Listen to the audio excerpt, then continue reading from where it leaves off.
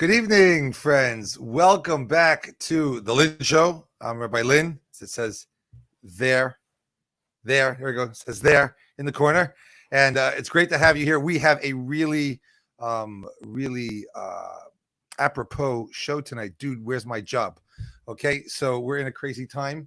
And we here in More Manhattan are, hearing on the streets that things are not what we thought they were going to be.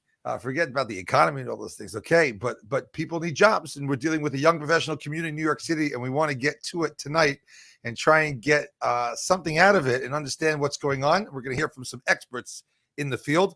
I happen to be very excited for tonight because the two experts that are coming on happen to be people that I know quite well.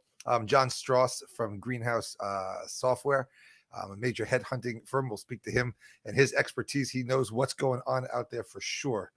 And Liz Wessel, who I've known for many years as a student once upon a time at University of Pennsylvania. We've traveled the world together, and her startup WakeUp has started up big time, and she's really at the cutting edge. 30 under 30, and she's got a lot to offer us and offer you. Okay, so I'm excited about the show tonight, and it's a beautiful summer night, and of course I'm having here I've got the lime. That's so cool. The green screen catches the lime. Excellent.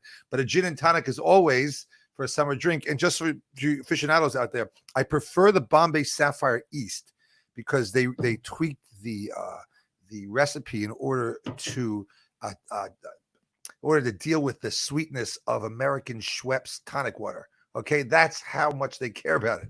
Okay, so l'chaim to everyone. You should have a great week, and I hope things are going well for everyone out there right now. So this week's these Torah portions that we're reading around the world are talking about the manna falling from heaven, right? Meaning the Jews lived in the desert for 40 years and our sustenance rained from heaven. But it's not doing that now out here. We're not in the desert. We're not under God's protection. And we are under God's protection. Let's get that clear, okay? But it's not so apparent. And especially now, there's a lot of uncertainty. And so that's what we're going to talk about tonight. So really excited to get going and to get you right into the thick of things. Okay, but first we have we'll bring our first guest on right now, and let's get right into it. Hi. Another guest. You're not the first. Well, you would think at this point you're used to me crashing your parties. Okay. Well, okay. I don't know what's going to happen, but I'm glad I have a gin and tonic for it. Yeah, you should, because I'm glad the green screen catches my lime. That's really cool. That is really cool. I wish I had one. Cool. Okay. Both the gin and tonic and... Okay, whatever you're going to do to me to embarrass me now, let's get it over with. Go. Actually, this is a very cute thing because all of us together thought that you deserve to be called out for Father's Day. So, Michael, can you help me out with the material here? No. So this is Rabbi Lynn. This is how he takes the calls in the morning or in the middle of the day. People need to know I have quite a few children, and I have a house it's a decent size, but it's not, every room is taken now that every single kid is home. So my office was seconded by my 21-year-old son. Oh, they're going to see it, Rabbi. They're going to see it. Sorry about that. Okay. So wait, that previous call, is that like your first call of the day? 11 o'clock. That's 11 a.m. staff meeting out by the street there. Great. This is how we get to see him every day. Yeah. Next one, please, Michael. What time of the day is this one? Yeah, this is late afternoon where I can see what I'm doing, but whatever it is, it's stressful. You can thank Hannah Numa for this one. Michael, can we go next? Back porch. Yeah. Yes. Back porch. Okay. With the sneakers. Okay, next. Wait. I wasn't supposed to be in this one, I have to say. Next one. But good multitasking there. You really love that porch. Yeah. Okay. Yeah. Well, you have my two meeting spots. I don't have my office. I'm out in the backyard or in the front yard. I lied. Yes, This is my favorite. Did you get my daughter to take these pictures? Is that what happened? I saw her follow me around. That's not. I have to point out that this was like a crescendo situation where this was beginning of quarantine. This was beginning of Corona. Like you really were looking for a hideout, and then we evolved. We found the outdoors. It got really bad. It got really bad that day. The only room I had was a laundry room, but I guess I knew I had privacy though, so that was Okay, well, that was it. Those are the pictures. That's all. Thank you very much.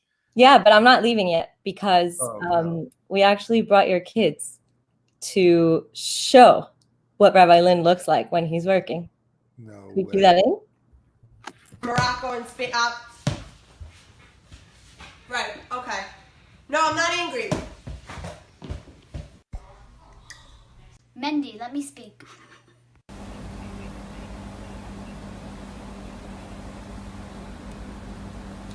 Let me check my emails. 1 second. Hi, Avi.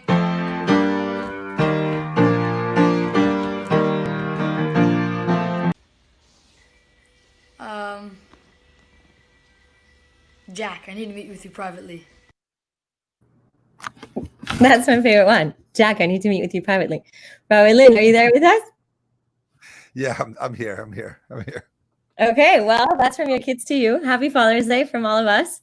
And now I'm going to leave Okay. you to your first guest. So thank you for Oh having boy. me. Okay. Can we get my first guest on there, please? Thank you very much. Thank you. The real guest.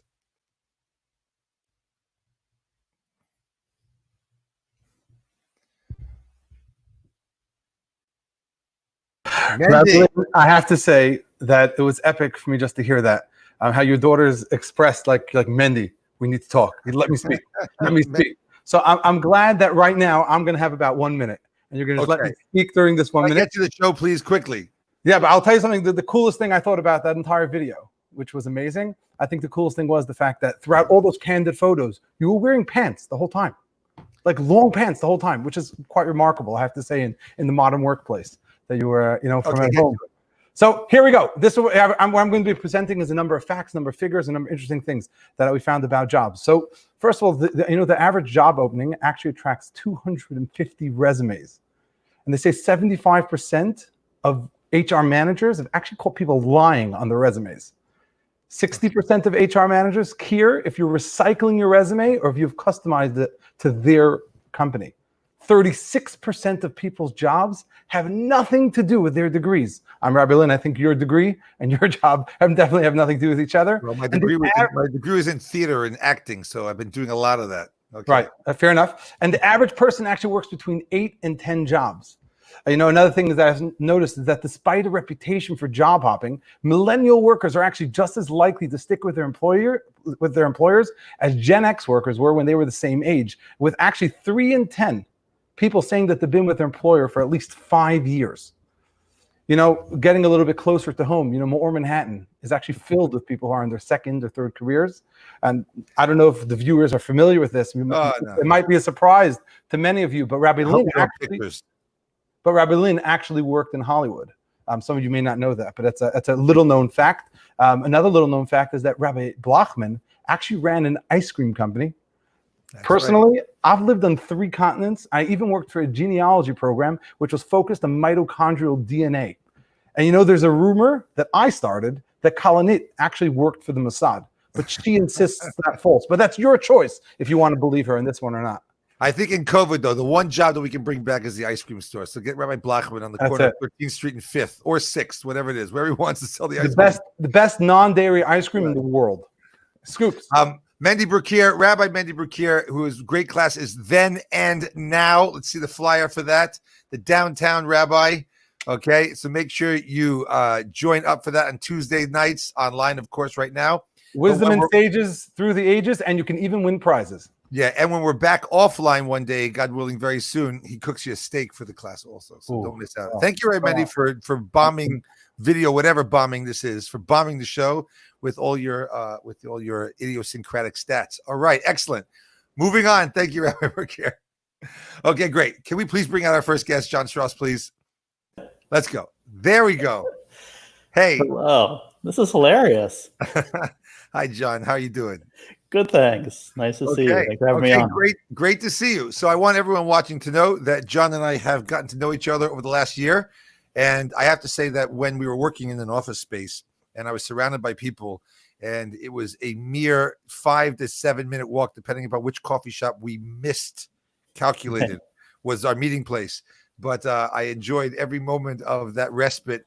Is an oasis in a world of fundraising and politics and Jewish nonprofits, which is enough to kill anybody. So to be able to sit with you and have a cup of coffee and talk shop and life and everything has been a real pleasure. And so great. So But you're not here as my friend. You're here as a co-founder of Greenhouse. So tell us a little bit about your company and what you do for a living. Sure. So Greenhouse is a software company that companies use to manage their hiring process. So if you go to Airbnb or Stripe or Dropbox's website and you apply for a job, that's actually us behind the scenes. And they manage the whole interview process and all the scorecards they fill out and offers and onboarding all through our software.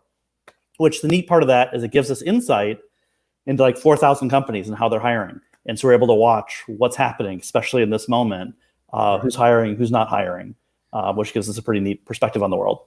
And because I love the background, I'm a history guy. Like, how did you get into this? Like, why did you decide to wake up one morning and say, hey, there's a back end over here that everyone's missing. We can manage the whole thing and make everyone's life easier and build a company around it. How'd you get into this? Yeah, I was working at a company called Baby Center. It's a website for new and expectant parents. I was in charge of international for it. So I was rolling out this website for pregnant women in about 20 countries around the world. How I got into that is a whole different story. I'd love the data on the angry customer. Yeah, that's a whole. I have a lot of stories from Baby Center days. But what I found is I had to hire an editor in every country. I had to figure out, how do I find the best pregnancy editor in Kuala Lumpur and Moscow and Dubai and Beijing and everywhere else. And we figured out this whole process of how we would find people and interview them. And we got really good at it. We hired wonderful people, built great websites that to this day reach tens of millions of people. And as I talked to other companies and realized every CEO says, hiring is so important. People are number one. Right. And most companies are terrible at it. They realized there's this big gap between how important it is and how bad people are. We said, well, what if we were to help you be good at hiring? Wouldn't that be valuable? And that's where we started the company. Okay. Great. I have to say that I, without patting myself on the back too much, I'm very good at hiring, but I don't think I'd be good in any other industry except rabbinics. Okay. Because I go right for the heart. Okay. I see the heart in the guy. I'm just like, that guy's on my team. God will help with the details. Let's go. Okay. That doesn't always work in every industry. No, but if you need my help, John, you'll let me know in this. That doesn't always scale, right? So you have like all the data out there on jobs and what, so I think we need a State of the Union address from you right now. State of the COVID-19 Union.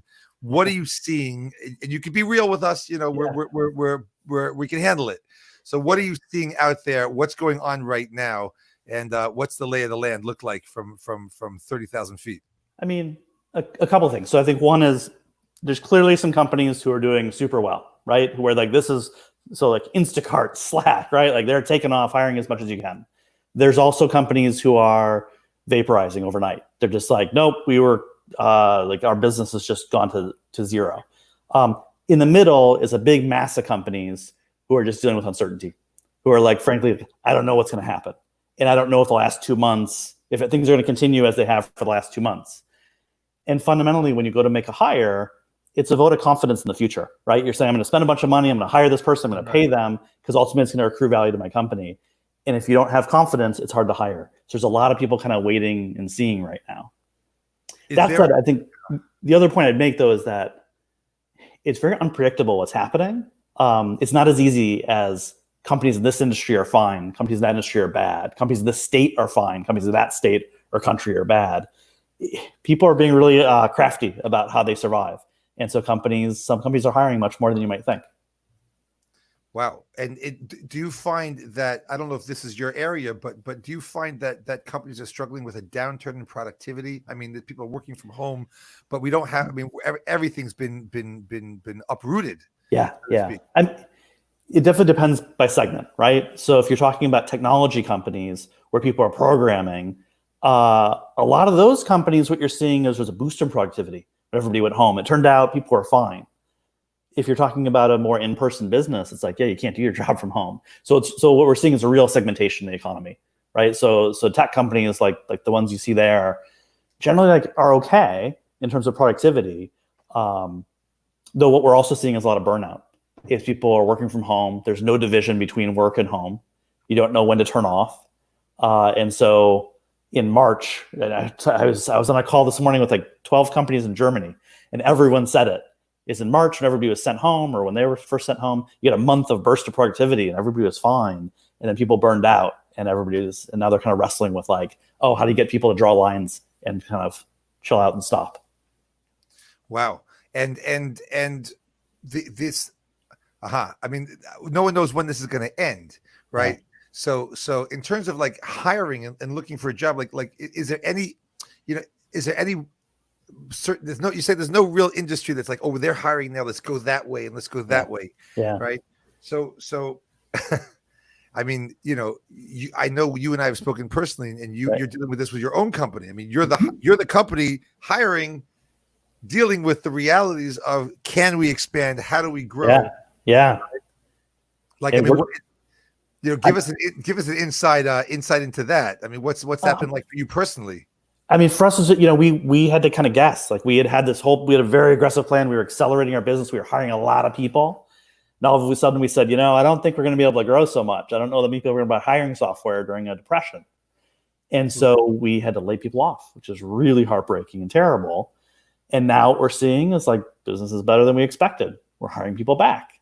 But also we can't depend that the next couple of months are going to be just like the last 2 months. And so there's a lot of uncertainty. There's a lot of like, pick up any signal you can. We look at the data and try to figure out what's actually happening. Because we can feel like, oh, when it comes back, we're going to be in such great shape. We're going to hire and be ready for it. But you also don't want to get overextended where you've got too many people. So do you feel that Trump just put an H-1 visa ban? Like no foreigners coming. Oh, hey, mention Trump. Look what happens. I should mention the Messiah. Like, he'll come now. But like, if you do you feel like there's a ban on foreign work? I mean, what do you think our government is doing? Is this helping the situation? Are we trying to get employment in with the companies that you deal with? Are we trying to raise the level of employment and productivity? Is this going to help? I'm not going to make any kind of. I have no idea. I'm not going to take the bait on that. And no, it wasn't a bait. I wasn't throwing it out there. I got a lot of people from overseas working in my organization. They all want to know this question. Hard to say and hard to make sense of the noise out of Washington of what's real and what's not real and what's actually going to happen. Yeah. and what would you say, like, so what's your, macro advice for, where our clientele here is like, in college, 20 to 30 young professionals. Yeah. What are you asking them to do? You're a seasoned veteran, you look like a spring chicken, but we know you're not a spring chicken. You. Right. Appreciate that. But you're a seasoned veteran in this. You've been seeing it a long time. What kind of pearl of wisdom can you give everybody out here? You're in trouble if you want wisdom from me. That said, the advice I always give people, especially like in the early 20s, I always feel like a lot of people put a lot of pressure on themselves to say, I got to find my dream job. I got to start my career. I got to go. I'm ambitious. I know when I was that age, I had so much insecurity about like, what am I gonna do when I grow up? And looking back, I now realize that like the things that you need to do in those first couple of years, like I had terrible jobs. It was much more about like learning about yourself, learning like what do you like to do, what don't you like to do, what are you good at, what are you not good at. You can do that at companies that aren't your personal mission, right? You can do that at lousy companies. You can have a terrible boss. You can still learn a lot of stuff. You can acquire mentors. I acquired a bunch of mentors early in my career. And so I always think of it as don't get caught up in like the friend that's doing amazing on social media and is posting how wonderful their life is. And you're like, oh, I got to compete with that. Realize like, especially in this moment where you just don't have as many choices as you might normally have, like find some way to learn because you're just laying the foundation for like a 50-year career. It's okay if the first like 2 years are a little bit slower than you might have thought. Everyone has to hear that. It's okay if the first 2 years are slower, despite what your parents told you or what you saw when you heard in university with the pressure. It's okay if the first 2 years are slower than you thought. Is it time for learning? If I can put a plug in for the rabbi, for the mentorship, maybe, help you learn about yourself. We can help with those things. We're trained in that. Yeah. I look back at those first couple of years and in some ways they were miserable, right? Terrible jobs, abused horribly by bosses. And I also look back and realize like I learned so much stuff in those first 3 years that I still use today. But I would have never known that back then. Right. And so it's like, that's the important thing. To explore it. So, great. Okay, John, I'm going to bring on our other guests, but I want to keep you on because we have some of our for our community members that are going to ask you a few questions. But I've been waiting for you and Liz to meet personally. So we know each other. Huh? Yeah. So okay, we'll get you at least both on the same screen. Although you and I are both gonna be jealous of her view. She's on the beach in Maine. Oh, You're nice. stuck in Manhattan, and I've got a green screen behind me. Yeah. Okay, so let's bring on Liz Wessel, who I've known for many years. Yes, Liz. Hi. Okay, and John. Hi, Liz. John, Liz. Yeah, good to see you. Good to see you again. Right. Now, Liz has really done a remarkable job of building her company, and I know her way back when in her very idealistic undergraduate days, and I have to say, watching, I just get to meet you, John, at the height of your career, so to speak. But Liz, I've been next to as she has learned the ropes. And she has really taken no prisoners, doing an unbelievable job. Her reputation precedes her. I knew all along which horse to bet on because I know how to pick them. But it's really amazing what you've done, Liz. And I'm glad I could get you two of you together. So we have a couple of students here that I want to bring on that have questions that are really pertinent to them that they want to ask the two of you. Okay, so we have Lara Solomon here, who's a senior associate in a corporate law firm in Australia, graduate of Columbia Law. If she's ready, and Edward Cohen. I'm gonna bring them both on if we can. Why not get as many people on the screen as possible? Hey, Edward Hello. Cohen. Okay, real estate entrepreneur in tech and media companies in New York and Tel Aviv, and he's working on dynamic housing solutions for post-COVID reality. Okay, so Lara and Edward are here, and they have a couple of questions to ask. I'm gonna actually have to have them get their questions out. And then you can each take a stab at answering both of them. I'm sure we'll be able to retain it. We'll remind you if you forget. Okay. Hi, Lara. Hi, Edward. How you doing? Thanks for coming. Thanks for having us. us. Okay, great. So let's hear from you. Sure. I guess I wanted to ask, what's the best way to network in a time like this where, there's social distancing, people aren't really meeting each other in person? How would you go about doing that? Liz, after you. Sure. It's networking in a virtual world is so hard. I think that one thing, at least I've seen, has worked really well with people who wanted to meet me specifically, like college students, et cetera, because that's the audience my company caters towards, has been cold emailing and just trying to get 10 minutes, 15 minutes on a Zoom. I'll tell you, executives and people in general seem to have a lot more time available in a Zoom world than they do in a non-Zoom world, just because, you're not doing all the great things otherwise. And so if you do cold email, I have to say there's a good cold email and a bad cold email. And I don't think I have enough time right now to go through what a good cold email is, but Google it and make sure you do your research, because I probably get 9 bad cold emails for every one good cold email. So just make sure if you're going to do it, be careful. So what's the good email? I'm sure you get a million cold emails if you want to take a stab at some of it. I think if it's actually got to be personalized to you, there's definitely, most of them are just generic. They're sending it to lots of people. But I think Liz is exactly right, is that a lot of folks are starved for human connection. There's a lot, and even as an executive, people assume that I'm super busy. And it's well, I have holes in my day, and it's just there's nothing happening. And so I'm doing a lot of it internally with just employees because I miss all of them. But just setting up more informal social things to talk to people, there's time for that. Yeah. And on the top of the whole personalized thing, I would say don't say I want to pick your brain. Be specific on what you're looking to get out of it, because everyone wants to pick everyone's brain for some reason, but just ask what you're looking to get out of it. And then if you can find something that's not to be creepy, but if you can stalk them a little bit and find something you both have in common, I think dropping that will also show you've done your research. To John's point about personalization. Awesome. Thank you both. Great. Thank you, Lara. Can we bring Edward back on? Hola. Hello. Hi, Edward. Okay. What question would you like to ask John and Liz tonight?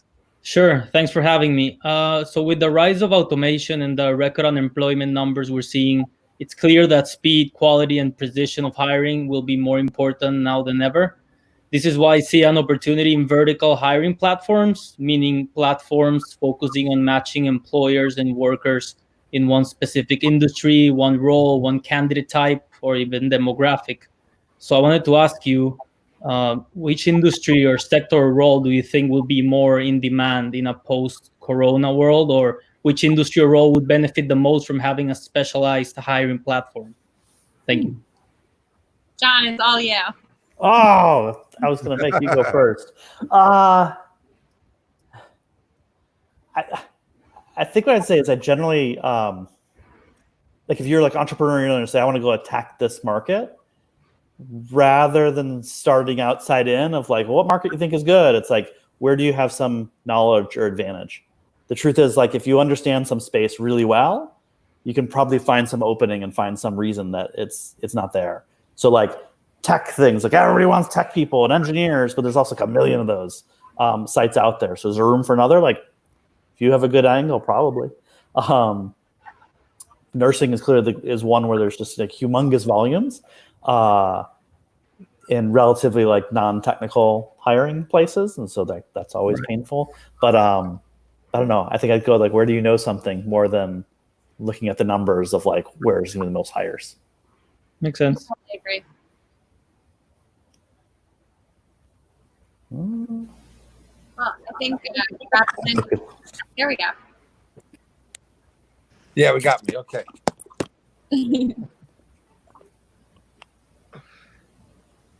Okay. Technical difficulties, we got it. We're working it out. And we can see now that the Emperor has no clothes. There's a green screen behind me. Okay, now we're just green. That's how we're going to go the rest of the show. Okay. Edward, thank you for joining us. Okay, John and Liz. John, I want to thank you for coming on the show and giving your pearls of wisdom there and your vision of the reality on the ground. And I want to thank you personally for having become a friend this year. I don't make many friends. You know, we don't make many friends at our age, right? In our businesses. You know, we're working very hard. So it's nice to make a friend for sure. Thank you. And I consider you one. And I'll see you on Monday. I'll see you Monday. Thank you. See you, John. See you, Liz. Good to see you. Okay, Liz, you're showing me up. I'm having technical difficulties over here, and you're just like sitting on your porch in Maine at the beach. I feel very fortunate. Well, in Hebrew, we call that it's not fair. Okay, but that's okay. So I'm here at my green screen, and you're there. And let me just ask you, like, first of all, just give me a really quick like background on WakeUp. I mean, don't give me, I know it, but give everyone out there a little bit of WakeUp. I mean, you were really amazing, and it wasn't called WakeUp, you know, at the beginning, and you really moved into something great. Just give us a little bit of that history, that trajectory, because it's been awesome to watch from the sidelines. The 30 seconds is that WakeUp connects college students and recent graduates with employers. We help with everything from the recruitment to the telling the story for both the candidate and the employer to actually interviewing. We started 6 years ago, headquartered in New York City when we're not in a COVID world. And and that's us. Okay, that is you. And so first of all, give me, what are you seeing right now? I mean, you're a job placement, you know, startup. And are you seeing people sticking with the jobs, scrambling for the jobs, people hiring? Not just give me how do you see the front line out there of employment? So I'll tell you that a lot of employers are still hiring, certainly fewer, or they might be waiting a couple of months, as John said. But a lot of employers are hiring. And I think that they are now, because unemployment rates were at record lows and now they're at really, really, you know, much higher numbers, around 15%. I think employers are able to be a little bit more picky about what they're looking for, which kind of makes me realize from a candidate side, the students and recent graduates who are up to 5 years out of college, I think they're starting to realize, you know what, I want to get my foot in the door with a company I care about. And then that companies are doing great things to retain employees over time. So if that just means get your foot in the door, maybe it's not your number one choice job. Maybe it's your number 4 or 5 choice job. As John eloquently said, you'll learn a lot, but also like after a year, you can probably internally transfer to another team at that company. And so we're hearing that a lot from companies, that they want to hire great people who are right for that role at the time, but that they understand that the person might switch roles soon after. Right. So I just want to connect the dots here, because John was speaking for the perspective of the employee, saying like, hey, careers are built over a long time. Okay. And Rabbi Mendy read the stats earlier. I think, you go to 8 to 10 different career changes, so to speak. And so John's saying, a person should really start focusing on like getting to know yourself and getting to understand the industry, and don't worry about the first couple of jobs. And you're saying that the industry is understanding of that also, that people, potential employers, are also aware. Listen, you're coming in now. We know it's unstable, and they're also adjusting for that type of, I guess, improvisation, career improvisation, would you call it? Yeah. Right. It's because of the internet. There's so much more. It's so much easier to find other jobs, and so companies are all the more just trying to keep employees. I mean, hiring is really expensive, and so they're just trying to keep good people, and they're willing to let them try out different jobs. I mean, my first job at Google, I had it for 1 year, and then I transferred to another job at Google in another country, in another office, and it was awesome. And a lot of companies are kind of following that model.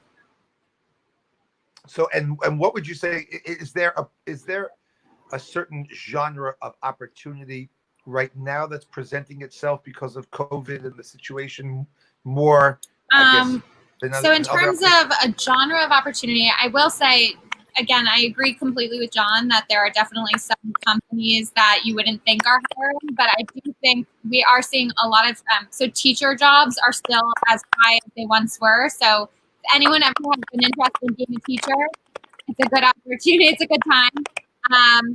Accounting, we're seeing a lot in accounting. We're seeing a lot in teaching. We're still seeing a lot in like sales within industries that are doing well. And if you're interested in trying to figure out like what's an industry that's doing well, just look at the stock market, and that's usually pretty representative.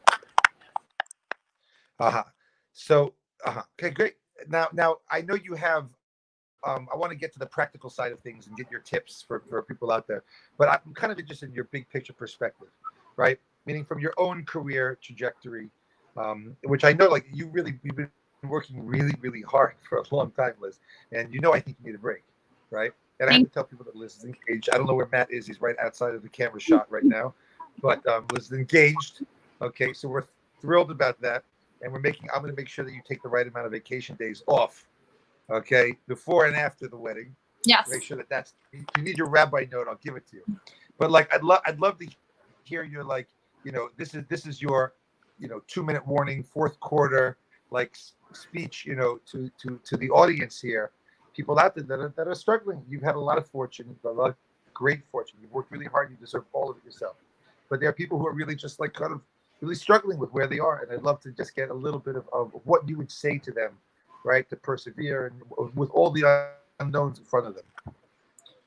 I think it's so corny, and everyone has heard this advice, but it's the advice that I've always lived by, and I think it's totally done well by me, which is like pretty much say yes to every opportunity that you can, even if it's an opportunity that you think isn't something you're necessarily you thought you would take on, and it's just because use every opportunity as a learning moment. Like, people ask me whenever I do press interviews, I'll ask often, what's your biggest failure? What's your biggest regret? And I always say, I really don't think I have many regrets, because every single failure I've had that you would call failure, I've learned from. And so I would just say, whether you have to write it down in a diary or whether you have amazing memory, just try your best to take every opportunity you can to turn it into something that you learn from, and then make choices based on that. But I think a lot of people are so picky and say no so often, and we don't need to.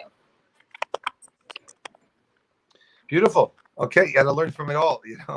I mean, that's where everyone's trying to do that, but for sure, that's a beautiful message. And let's get a little practical in our last few minutes here together.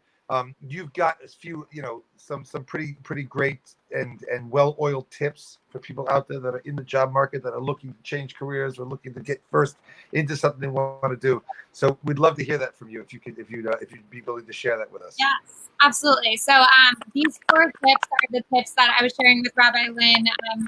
Tend to be the things that we see candidates get rejected for the most often, and these are candidates who are went to Ivy League schools, or whatever, incredible credentials that they have, and yet they still fail these 4 tips. So please just don't let these 4 things happen to you in an interview. So it's REAF, REAF is the acronym you can remember. R stands for research, and it's not just do your research, it's show you did your research. So a lot of employers will say they didn't even care about me, they didn't show that they did any research, and so on and so forth. And so that's the number one reason we see people up to 5 years out of college get rejected, because they just didn't show they did their research. So do it and then show it. E stands for enthusiasm, so show enthusiasm. I think people think that applying for jobs is like dating, where you want to like not, you want to play hard to get. A job interview is not a place, at least for people up to 5 years out of college, is not the place to play hard to get. So you should actually really go out of your way to show enthusiasm and say why you're excited about the job and why you're, honored that they took the time to talk to you and so on. A stands for ask questions. So there are employers out there who will literally reject you if you don't have questions. If you're asking questions, and don't let them be the generic question of what's your favorite part of your job. Like, have them be really thoughtful questions that ideally are personal to the person interviewing you. And then F stands for follow-up, which means make sure that you're following up with a thank you note, ideally within 12 hours of your interview, to whoever interviewed you. If someone is on the brink or borderline of whether they want to give you a thumbs up or a thumbs down, a follow-up note can actually, a really good one that has a personal touch to it, can really go a long way. So if you want to learn more about the REEF acronym and get more tips, you can Google it, and we've done some content about it, but it's like people, you heard about dozens of amazing recent grads who all got rejected because of one of those 4 things, and I just don't want that happening to your students. Fantastic. REEF, R-E-A-F. One more question for you, Liz, and this is not necessarily for other people, but just because you've done such a great job, I'd love to hear, first of all, maybe describe a little bit of how WakeUp actually works. How big is your company?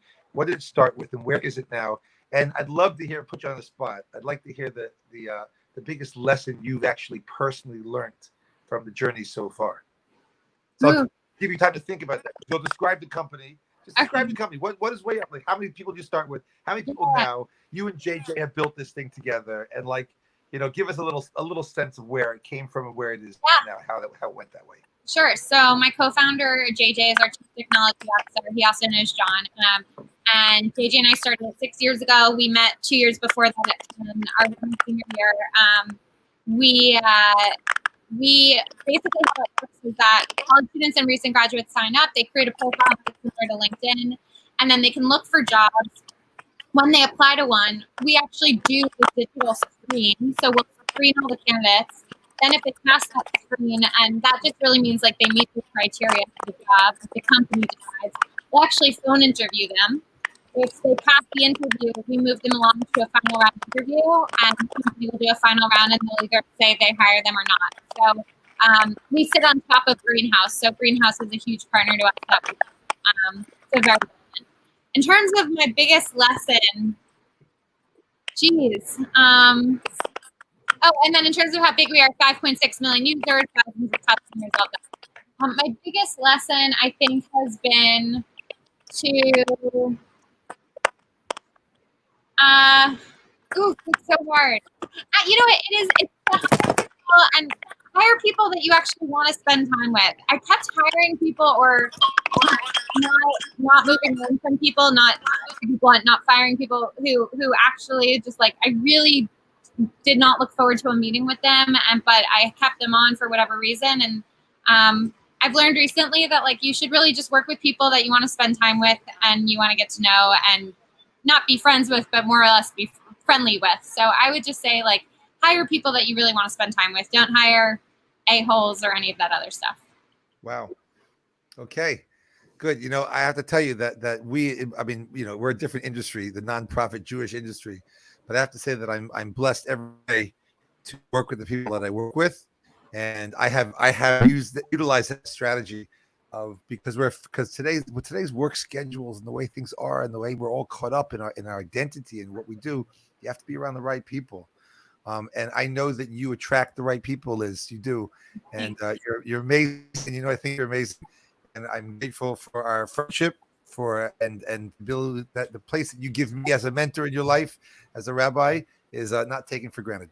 Well, I feel this way, but Meor is one of the biggest influences on my entire life, and I think it's made me a big part of who I am today. So I'm very grateful to you. I'll do anything for Meor and for you. So say the word. But thank you for having me on here. Say the word. Rent me the house next to you. I think it's bugged, but I would otherwise. Okay, make sure they can handle 8 kids. Okay. Yeah. Okay, Liz, great to see you. Enjoy. Thank you. That's Good your to see you. fiance. Okay, Mazel Tov. Bye. Thank you. Okay, thanks. Okay, beautiful. I'm sorry about all the technical difficulties, but I like to think I coped okay. Okay, I'm technically savvy enough. Anyway, so I think that was very informative and a really, really nice evening. And I just want to say that we have a lot going on in terms of networking and professional development. There's the Olami Professional Circles, right?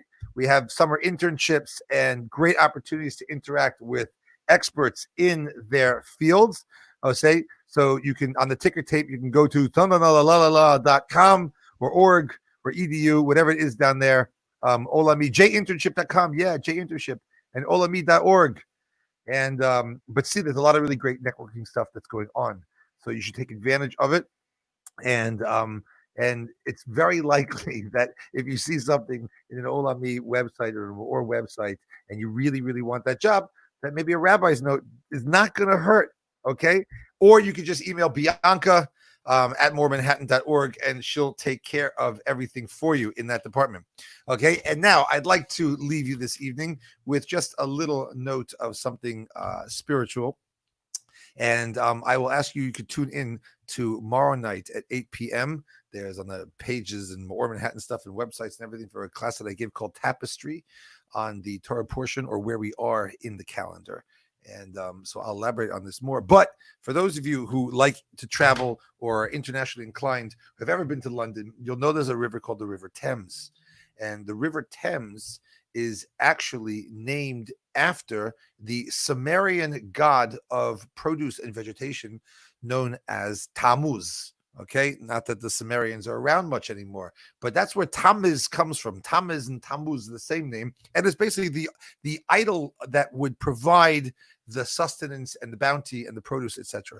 So quite ironically, we Jews, when we came from the Babylonian exile after the destruction of the first temple by the rivers of Babylon. Okay, that song is written by King David, not Bob Marley, but by the Jews on the way to Babylon after the destruction of the first temple in Jerusalem. And we were in Babylon for 70 years.